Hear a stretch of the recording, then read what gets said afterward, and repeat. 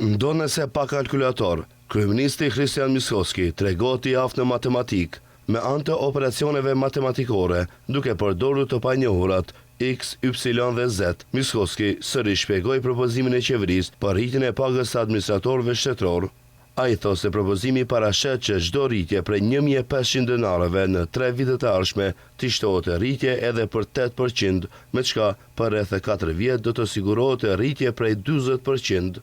Да речеме, ако јас сум административен службеник и добивам плата од 35.000 денари, а овогодинешното зголемување на минималната плата е 1.500 денари, тогаш мојата плата ќе се зголеми и ќе биде 36.500 денари. Се ние што предлагаме?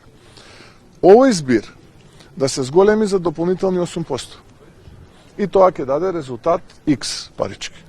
Следната година во март да предпоставиме дека повторно зголемувањето на минималната плата ќе биде 1.500 денари.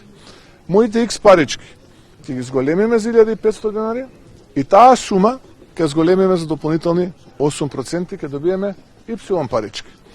Третата година, во 2028 март, да предпоставиме дека повторно минималната плата ќе се зголеми за 1.500 денари, овие Y парички ќе ги зголемиме за 1.500 денари и тој збир ќе го зголемиме за конечни трети поред 8% и ќе добиеме Z парички.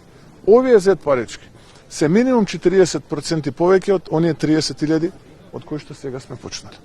Ndërkaq, hiç më keq nuk janë treguar në këtë lëmi as edhe nga lidhja e sindikatave të Maqedonisë. Ata kërkojnë rezultate konkrete, duke kërkuar rritje të pagës minimale në 600 euro dhe rritje për pagat të tjera nga 100 euro. Sindikalistët kanë paralajmëruar më 10 shkurt bllokimin e kuventit edhe po ashtu bllokimin e deputetëve.